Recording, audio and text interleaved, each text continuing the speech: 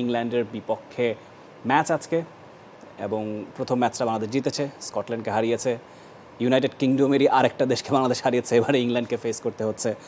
কি মনে হচ্ছে আসলে ইংল্যান্ড তো র্যাঙ্কিংয়ের 2 নম্বর দল এবং ইংল্যান্ডের ক্রিকেটাররা যেভাবে খেলে থাকেন সেটা ভীতিকর।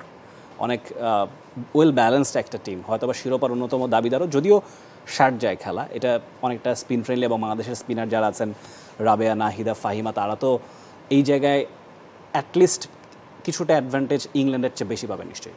এক্স্যাক্টলি পাবেন, তবে আপনি যেটা বলছিলেন যে র্যাঙ্কিংয়ের 2 নম্বর দল আর ওমেন্স ক্রিকেট আসলে অস্ট্রেলিয়া, ইংল্যান্ড এবং ইন্ডিয়া, এই 3টা দল আসলে প্রায় মানে আনবিটেবল। আর তারা আসলে যেভাবে ক্রিকেট খেলে, ওমেন্স ক্রিকেটকে তারা যেই পর্যায়ে নিয়ে গেছে, তারা কিন্তু আসলে ওয়ার্ল্ড ক্রিকেটে বা ওয়ার্ল্ডের জন্য ওমেন্স ক্রিকেটের একটা ব্র্যান্ডিং এই 3টা দল।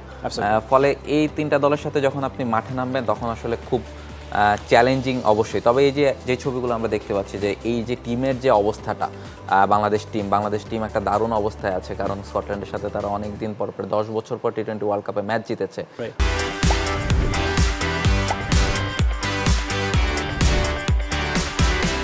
ফলে এই টিমের এই মোমেন্টামটা খুব ইম্পর্টেন্ট, একটা জয় বাংলাদেশের খুব জরুরি ছিল, সেটা বাংলাদেশ দল পেয়েছে। ফলে মেন্টালি একটা ভালো অবস্থানে বাংলাদেশ দল আছে।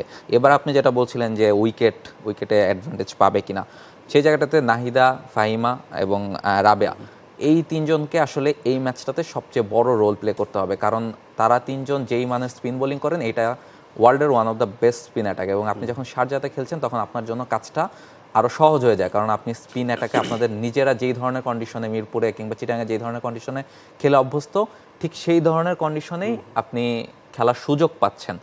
ফলে সেই জায়গায় যখন ইংল্যান্ডের স্পিন অ্যাটাক অতটা শক্তিশালী না, তাদের ব্যাটাররা হয়তো বা খুব স্ট্রং, তবে আপনার স্ট্রং পয়েন্টে কিন্তু আপনি প্রতিপক্ষকে পাচ্ছেন। ফলে আপনি নিশ্চয়ই অন্তত সেই ফাইটটা দেওয়ার চেষ্টা করবেন। নিঃসন্দেহে বাংলাদেশের আসলে নারী বিশ্বকাপে প্রথম ম্যাচটা জিতে শুরু করার পরই রাহুল যেটা বলছিলেন যে একটা চমৎকার মোমেন্টাম নাহিদা, জ্যোতি তারা পেয়েছে, সেটা ধরে রাখাটা এই মুহূর্তে চ্যালেঞ্জের। এবং সেই চ্যালেঞ্জটার প্রতিপক্ষই ইংলিশরা খুব বহুল ক্লিশে প্রচলিত একটা কথা আমরা বলি যে ইংরেজি পরীক্ষা। তো সেই পরীক্ষায় বাংলাদেশ উতরে যাক, সেই প্রত্যাশা আমরা রাখবো। For more updates, subscribe to our YouTube channel and click on the bell icon.